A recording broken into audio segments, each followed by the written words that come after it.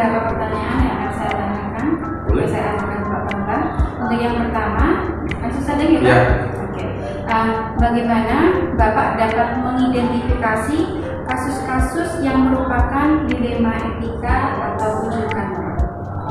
Jadi identifikasi permasalahan itu bisa dilihat dari regulasi yang ada dan regulasi mana yang tidak bisa berjalan. Jadi itu bisa diidentifikasikan. Jadi di awal itu diidentifikasi terlebih dahulu. Iya. Apakah itu benar lawan benar atau Iya. benar lawan salah? Kemudian baru dilanjutkan dengan pengambilan. Iya, betul. Terima kasih. Kemudian untuk pertanyaan berikutnya, bagaimana Bapak menjalankan pengambilan keputusan di sekolah, terutama untuk kasus-kasus di mana ada dua kepentingan yang sama benar dan sama mengandung nilai kebajikan? Jadi itulah fungsi dari itu harus bisa mengatur skala prioritas, mana yang harus didahulukan, mana yang bisa ditangani. Tentunya itu juga tidak boleh bertentangan dengan regulasi yang ada, dengan aturan dengan yang ada itu tidak boleh dilanggar, sehingga setiap keputusan itu bisa diterima oleh semua pihak dan tidak bertentangan dengan. Pada intinya itu kita mengacu pada aturan. Betul, iya. Dan tidak boleh mengindahkan dari nilai-nilai kebajikan. Terima kasih. Kemudian untuk pertanyaan berikutnya, langkah-langkah atau prosedur seperti apa yang biasa Bapak lakukan selama ini? Jadi setiap keputusan, setiap langkah itu yang pertama tadi sudah kita identifikasikan, kemudian kita sesuaikan dengan regulasi yang ada. Tapi kita juga boleh minta masukan. Masukan itu dari mana saja bisa. Dari siswa bisa, dari teman guru bisa, dari masyarakat orang tua, komite bisa, dari yayasan bisa, dari pemerintah juga bisa. Jadi semuanya bisa kita mintai pendapat, tetapi yang memutuskan tetap saya. Berarti ini tidak menutup kemungkinan membuka forum diskusi. Betul.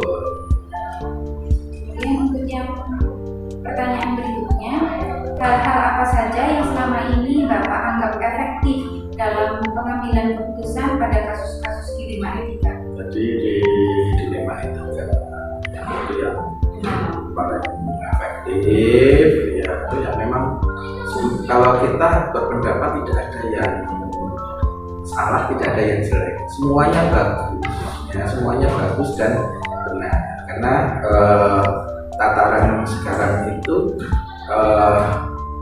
hambatan bagaimana itu jadi peluang dan lain sebagainya, dan semuanya itu baik, hanya saja kita cari yang terbaik. Jadi paling tidak itu ada persepsi positif. Positif, harus positif. Jadi menganggap setiap hal itu positif dan setiap hal itu baik, tergantung ya bagaimana nanti kita menyikapinya, respon. Kemudian untuk yang merupakan tantangan dalam pengambilan keputusan pada kasus-kasus dilema etika. Jadi sebenarnya tantangan itu juga potensi. Tantangan itu juga potensi. Karena apa? Justru ada tantangan itu menjadikan wawasan kita menjadi luas. Jadi tantangan-tantangan yang ada, hambatan-hambatan yang ada itu justru menjadi khasanah yang lebih luas untuk kita, sehingga dalam pengambilan keputusan, dalam pengambilan skala prioritas itu bisa komprehensif. Tapi kalau menurut Bapak sebenarnya tidak ada tantangan. Karena bagaimana tantangan itu kita jadikan sebagai sesuatu hal yang positif juga. Karena bisa membuka wawasan punya wawasan dan tahu memahami. Kalau dalam bahasa kerennya itu punya empati, ya, memahami yang lain. Terima kasih.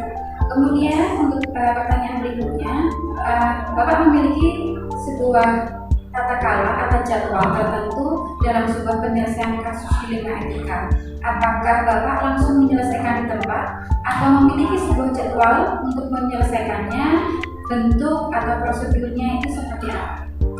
Jadi dalam hal ini kita lihat masalahnya dulu. Kalau harus sekarang juga sekarang, ya. Tapi kalau masih bisa ini masih bisa cari solusi-solusi yang lain. Tapi lihat dulu bagaimana penyelesaiannya harus secepat mungkin atau masih bisa ada penjadwalan sehingga tidak saling tumpuk, overlap. Berarti ini depend on the problem ya. Betul. Dan masalahnya itu urgent. Nah, ya harus ya selesai ya. Tapi kalau masih bisa ditunda, ya ada pertimbangan. Kemudian untuk faktor-faktor apa yang mempermudah untuk Bapak sendiri untuk pengambilan keputusan dalam kasus-kasus ini? Jadi semua hal kita implementasi. Pengalaman saya selama 11 tahun memimpin, kemudian dari teori-teori buku yang kita baca, kemudian dari contoh-contoh kasus-kasus yang pernah terjadi, nah ini memudahkan saya secara pribadi untuk menyelesaikan. Jadi dari sekali inilah pengalaman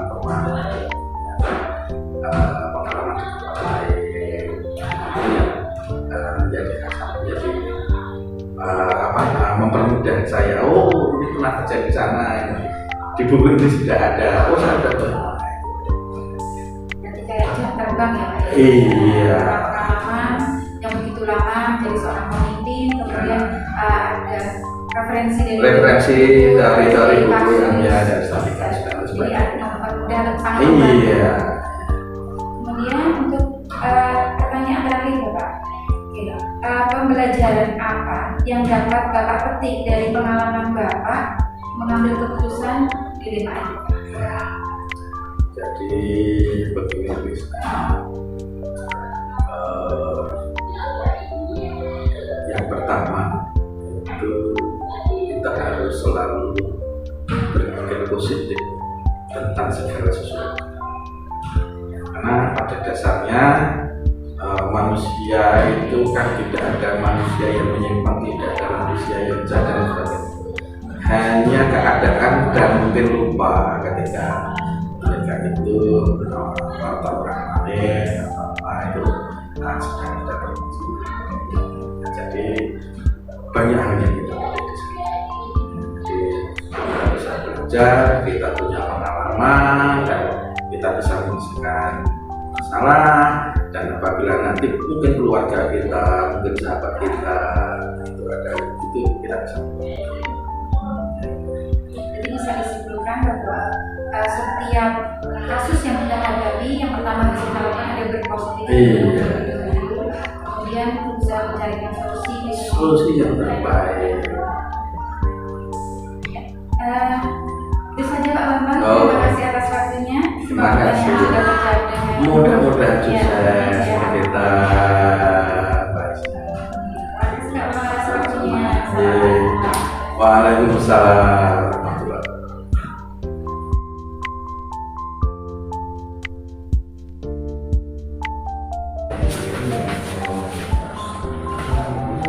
Assalamualaikum warahmatullahi wabarakatuh, Bu Mayas. Waalaikumsalam warahmatullahi wabarakatuh.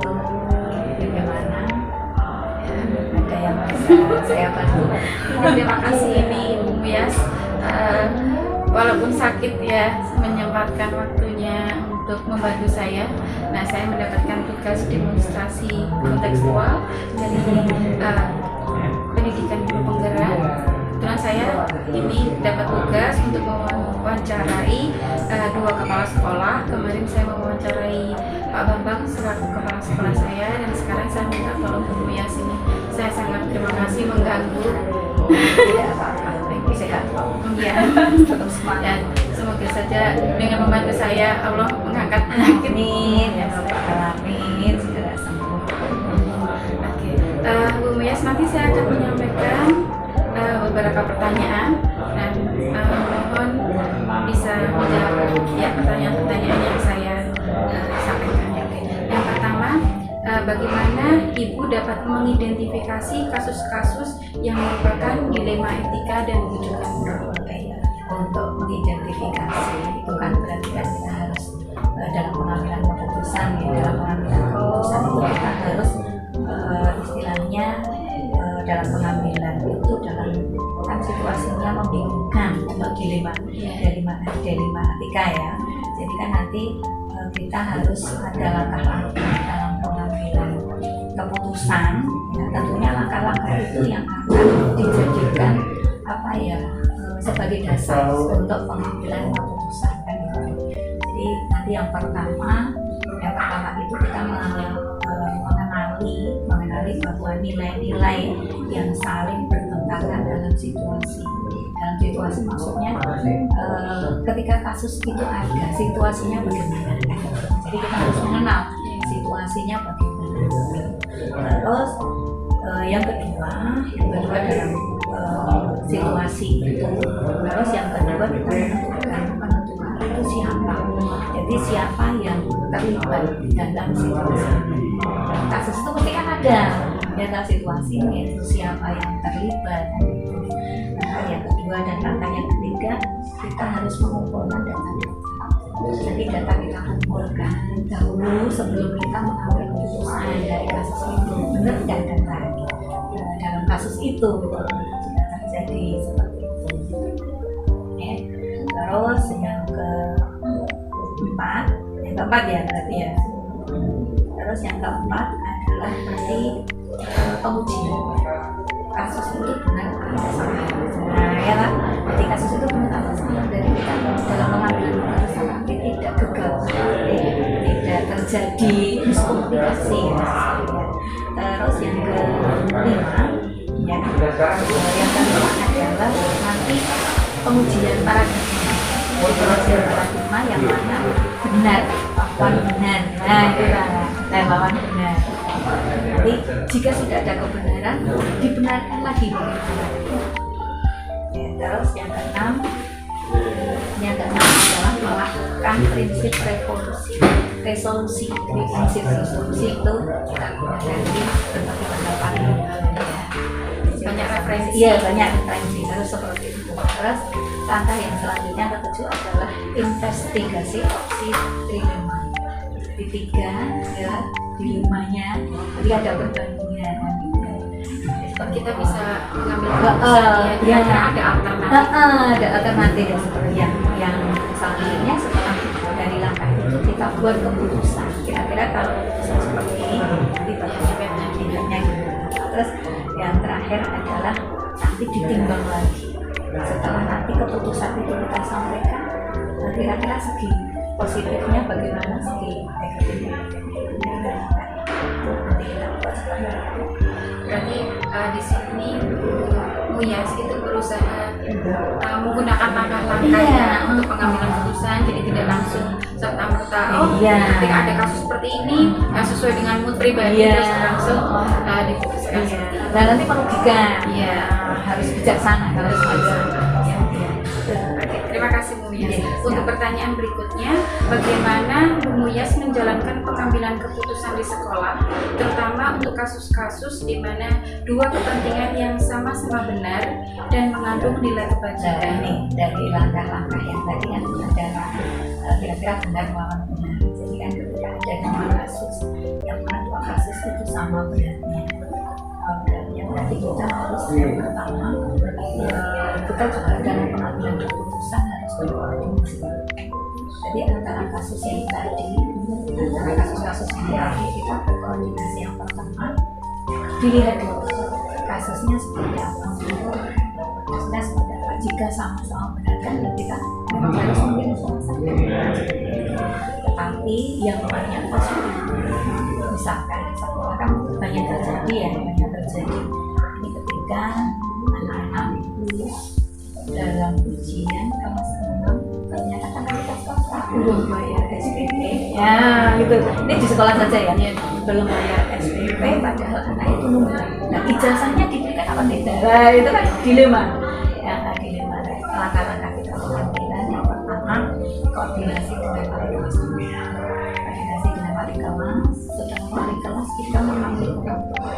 Ada beberapa alasan kita berkumpul bersama untuk memecahkan masalah. Jadi kan ada dilema kadang kita sebagai sekolah kan merasa rugi kalau tidak dibayar. Nah seperti itu kita rugi kalau tidak dibayar, tetapi orang tua dengan terpaksa tidak bisa membayar bagaimana? Keduanya sama-sama. Iya sama-sama iya. Nah terus kita ambil keputusan. Akhirnya ya kita beri keringanan. Benar atau tidak ya beri berapa dan jadi dengan perjanjian keputusan itu jika orang tua siswa mau menerima ya berarti kan kita sudah bisa intinya itu kita mengkoordinasi, mendiskusikan terlebih dahulu, kemudian setelah didiskusikan kita mencari kesepakatan bersama. Terima kasih. Kemudian untuk pertanyaan berikutnya, langkah-langkah atau prosedur seperti apa yang biasa Ibu lakukan selama ini? Ya itu tadi sudah ada 9 langkah. 9 langkah itu sudah kita lakukan. Jadi kan nanti yang pertama kita langsung identifikasi dulu. Kemudian untuk hal-hal apa saja yang selama ini Ibu anggap efektif dalam pengambilan keputusan dan kasus-kasus dilema etika? Ini dalam pengambilan soal itu karena kita sebagai kepala sekolah itu memang harus bijaksana. Jika terjadi saya tidak bijaksana dalam mengambil keputusan, nanti kan akan terjadi hal-hal yang tidak diinginkan. Kalau kita kan di situ kita butuh siswa, kepercayaan, kan gitu. Juga memberikan pelayanan yang baik, sehingga kita harus benar-benar memutuskan.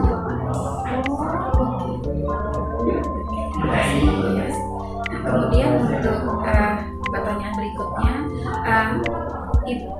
apakah Ibu memiliki sebuah tata cara atau jadwal tertentu dalam penyelesaian kasus dilema etika, atau Ibu langsung menyelesaikan di saat itu juga, atau Ibu ada jadwal tertentu, kemudian ada bentuk prosedur tertentu yang Ibu jalankan? Kalau kasus itu kan kasusnya seketika itu ya kasusnya. Ketika kasus itu ada, kenapa kita harus menunda kasus itu? Tetap jangka waktunya paling lama itu kan 1 minggu. Jangka waktunya, jadi tidak usah diselesaikan bulan depan dan sebagainya dulu. Jadi tetap harus kita setiap kasus kita selesaikan bersama, nanti keputusannya juga kita ambil bersama seperti itu. Jadi tidak usah menunggu lama. Setelah satu kasus harus selesai, nanti ada kasus berikutnya bagaimana kalau kita tunggu lagi. Tetap ya jadwal tapi tidak lama. Kalau kasus kan kita tidak mengharapkan kasus. Iya, kan tidak mengharapkan, makanya jangan dijadwal, tidak ada kasus lagi. Berarti intinya ketika ada masalah kita berusaha segera menyelesaikan. Iya. Kemudian untuk dua pertanyaan terakhir ini, adakah seseorang atau faktor-faktor yang selama ini mempermudah dan membantu Bung Yas untuk pengambilan keputusan dan kasus-kasus dilema etika? Karena kita kan ada satu tim ya, namanya satu tim, ada kepala sekolah, ada wakas, ada sarpras dan sebagainya. Jadi kan kita kalau ada kasus itu kita kumpulkan. Jadi kita kumpulkan tim-tim itu supaya kita dalam pemecahan masalah itu selalu ada solusi. Karena kan kalau ada kasus di sekolah itu tidak kepala sekolah saja yang menyelesaikan, tapi tim-tim itu juga ikut menyelesaikan. Berarti karena adanya tim ya. Karena Kan kita kan Nggak kalau bisa, kita seorang bekerja pemimpin sendiri. kan nggak bisa serta merta menggunakan Nah, kekuatan kita untuk iya. menyelesaikan sebuah masalah. Otoriter itu. Iya. Jadi kita membutuhkan tim lain atau orang lain itu untuk berdiskusi untuk mencapai keputusan bersama. Jadi ibaratnya nanti kalau hasilnya pun juga tidak merugikan, hasilnya pun juga atas pertimbangan banyak. Oke. Pertanyaan terakhir Bu Muyas, semua hal yang telah disampaikan atau pembelajaran apa yang Bu Muyas petik dari pengalaman Ibu untuk mengambil keputusan dilema itu? Ternyata segi positifnya itu sangat besar sekali. Sehingga kita sebagai kepala sekolah dan sekolah itu sekolah sangat dipercayai masyarakat dengan tindakan kita yang seperti itu. Jadi kan karena kita juga sekolahnya kan sekolah ramah anak juga, tidak ramah anak kan juga ramah orang tua, ramah masyarakat, ramah lingkungan kan seperti itu. Sehingga dalam pengambilan keputusan yang tidak tergesa-gesa itu sangat menghasilkan hal positif yang luar biasa. Sehingga nantinya jika timbul permasalahan lagi kita dapat menyelesaikannya dengan tepat ya, gitu. Orang tua juga seperti ini ya, sehingga orang tua juga tidak belajar sekolah sangat digagas kan seperti itu, sehingga orang tua juga merasa dekat, merasa terlayani dengan baik kan seperti itu. Karena ya, ketika Ibu memberikan keputusan itu juga memperhatikan nilai-nilai kebajikan yang ada, sehingga hasilnya pun juga baik. Dan akhirnya timbul kepercayaan dari masyarakat. Oke, sudah terjawab semuanya Bu Muyas. Terima kasih atas bantuannya. Terima kasih atas Sukses selalu, semoga nanti lulus selesai dan besok mendapatkan tugas yang baru yang tentunya lebih baik lagi. Amin. Tetap semangat. Ya, juga Bu Muyas. Terima kasih. Assalamualaikum. Waalaikumsalam. Sukses selalu.